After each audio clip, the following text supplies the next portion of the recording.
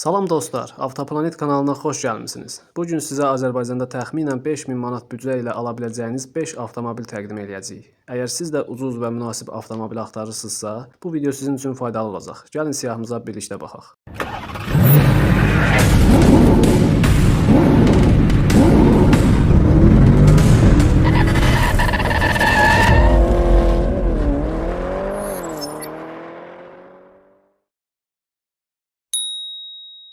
Birinci avtomobilimiz Vaz 21011'dir. El deyimi ilə desək 011. Bu avtomobilin buraxılış illəri 1974-1983-cü illəri əhatə eləyir. Vaz 21011 Sovet dövrünün ən məşhur klassik avtomobillərindən biridir və bu model Vaz 201 modelinin yenilənmiş versiyası sayılır. Bu model əsasən 1.3 litrlik mühərriklə istehsal olunub və sadə quruluşu ilə tanınır. Avtomobilin ən böyük üstünlüklərindən biri ucuz ehtiyat hissələri və təmirinin çox asan başa gəlməsidir. Azərbaycanda bu avtomobil xüsusilə kənd və rayon yerlərində hələ də istifadə olunur. Təxminən 4000-5000 manat büdcə ilə işlək vəziyyətdə tapmaq mümkündür. Turboaz saytında bugünkü tarixə görə maksimal qiymətdə təqdim olan 011 14900 manatdır, amma müxtəlif qiymətlərdə maksimum 5000, hətta 6500 manata da var gördüyünüz kimi.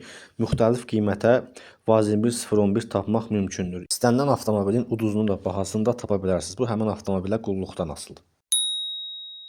İkinci maşınımız Vaz 2106-dır, yəni 06.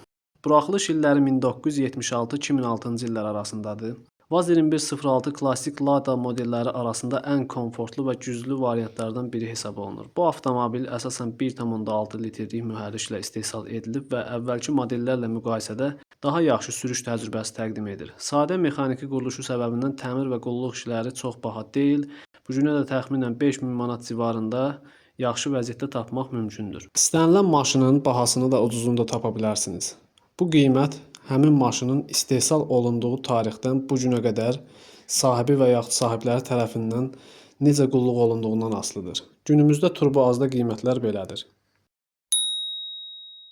Növbəti modelimiz Vaz 2107-dir, yəni 07. Buraxılış illəri 1982 və 2012-ci illəri əhatə eləyir.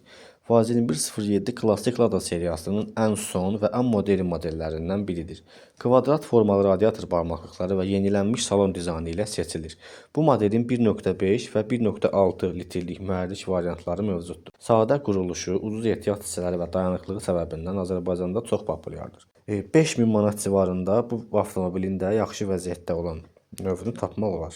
İlk avtomobilini almaq istəyənlər üçün ən ideal variantlardan biri hesab olunur. Bugünkü tarixdə 5000 manat civarına qədər müxtəlif qiymətdə, müxtəlif rəngdə, müxtəlif formada Vaz 2107 modellərini tapmaq mümkündür. Yenə də deyirəm, maşının vəziyyəti onun buraxılış ilindən və ona göstərilən qulluqdan çox-çox asılıdır. Dördüncü avtomobilimiz Mercedes-Benz W201 Cruzadır, yəni 190. İstehsal illəri 1982-1993-cü illərdir.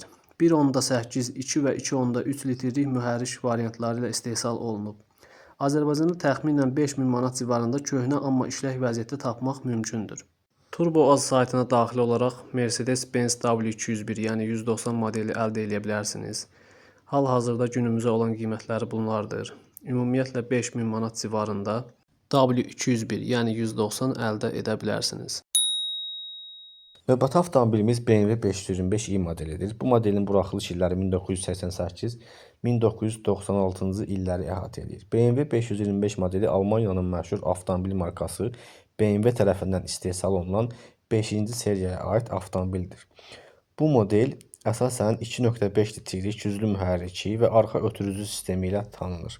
Sürüş keyfiyyəti və idarə etməsi çox yaxşı olduğu üçün avtomobil həvəskarları arasında populyardır. Rahat salonu və klassik dizaynı bu maşını hələ də cəlb edici edir.